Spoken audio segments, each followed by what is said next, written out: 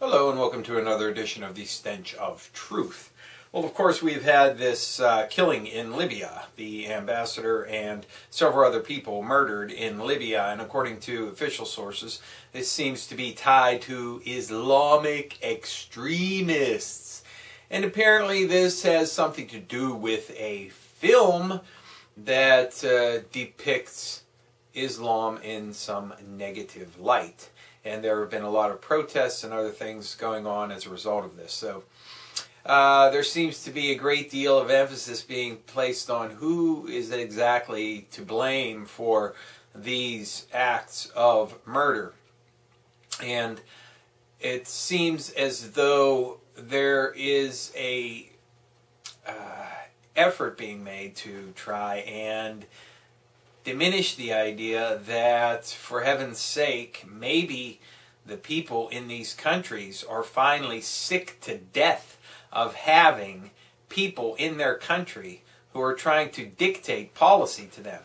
Because, let's make no mistake about it, the ambassador in Libya is not there to further relations between the United States and Libya. He's there to oversee the United States subjugation of fucking Libya. Just like all of the other consulates are in the Middle East and throughout that area.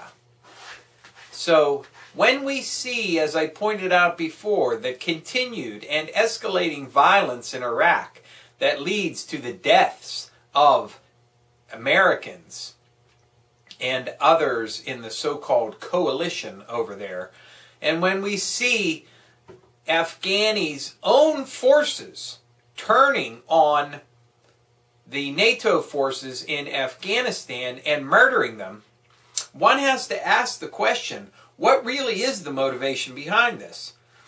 Is it Islamic extremists who are upset over a film that purportedly displays Muhammad in a very poor light? Or is it that these people are sick to death of being dictated to by an imperial nation that has thrust foreign troops, foreign money, foreign influence, and foreign power into their country in an effort to take it over and shape it and mold it into whatever it is that this fucking empire decides it's supposed to be? So I would say that the answer to that question is very important. But at the end of the day, does it really matter? Does it really matter? Because if we got our fucking troops and all of these motherfucking contractors and security people out of these fucking countries, they wouldn't be there to be killed. Now, of course, that doesn't count when it comes to ambassadors and embassy staff in countries all over the world that we're not invading, crushing, and destroying with our imperial army.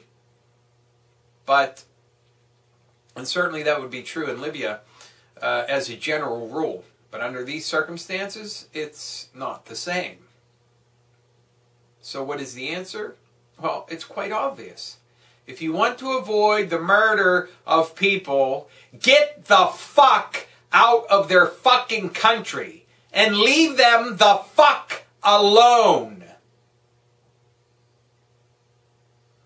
And while you're at it, how about everybody just take a deep fucking breath and realize that all of these religions and religious differences are things that are purposely stoked.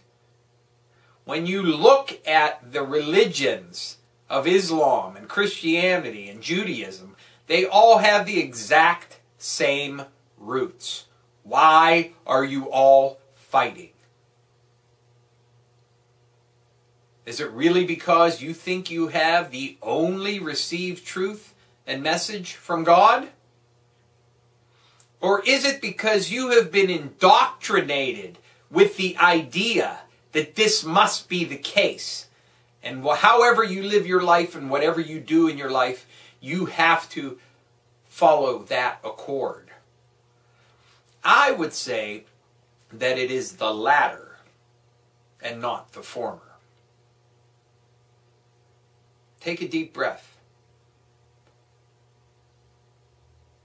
everybody. Thank you.